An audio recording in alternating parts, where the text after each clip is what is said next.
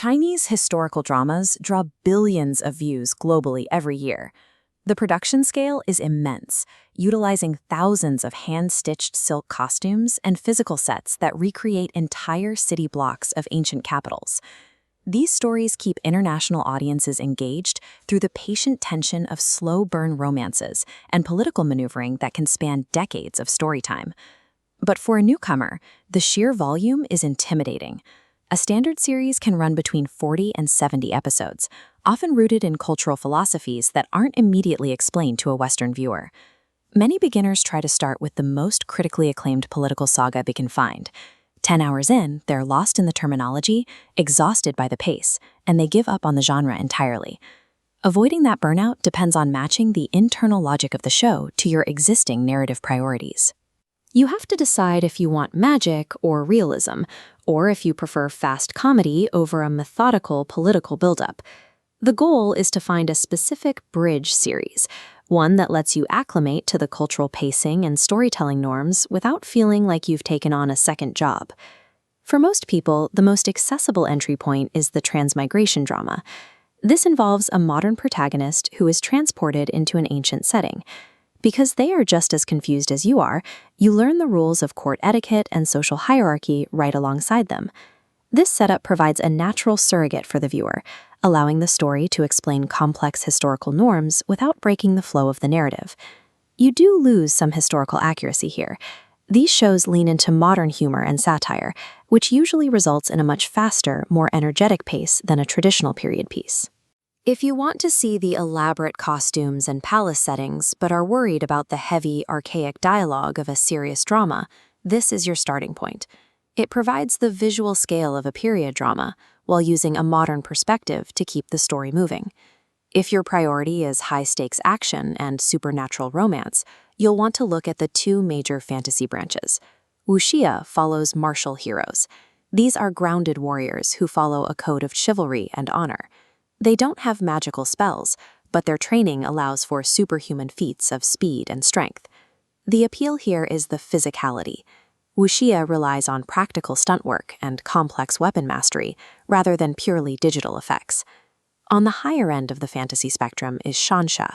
This is high fantasy, involving Taoist gods, demons, and celestial realms. To follow these stories, you'll need to understand cultivation, a spiritual system where characters meditate and pass trials to increase their magical power and eventually achieve immortality.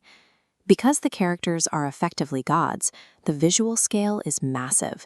You'll see sprawling celestial worlds and heavy CGI used to illustrate their magical battles.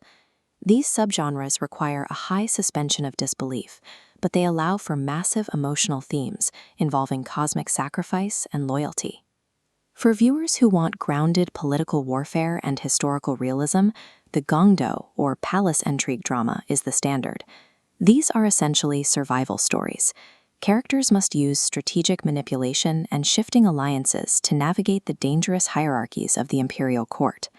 These productions focus on material culture, recreating the specific embroidery, traditional medicine, and court etiquette of a particular dynasty. The setting is often contained within the walls of an imperial compound, making the political stakes feel immediate and inescapable. Be aware that these move slowly. There is very little physical action, and you'll need to track dozens of characters and their hidden motives across 50 or more episodes. While the pace is methodical, these dramas demonstrate exactly how a character with no institutional power can manipulate an entire empire through tactical intelligence. Once you've picked a genre, you have to deal with the logistics of actually watching a 50-hour series.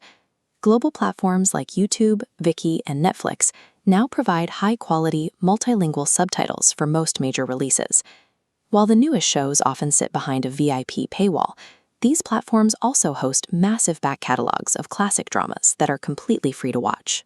If the pacing feels too slow in the middle episodes, many viewers utilize the 1.25x or 1.5x playback speed settings to get through heavy exposition without losing the thread of the story. Accessibility is at an all-time high.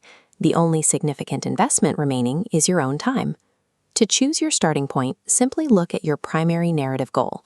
For a fast-paced story with a modern perspective and comedy, start with a transmigration drama. For high fantasy, epic magic, and emotional yearning, look toward wuxia or xianxia. And for grounded historical realism and complex political strategy, choose the palace intrigue of a gongdo drama. These shows represent a significant time commitment. By selecting the subgenre that matches your existing tastes, you can ensure that 50-hour journey remains engaging from the first episode to the last.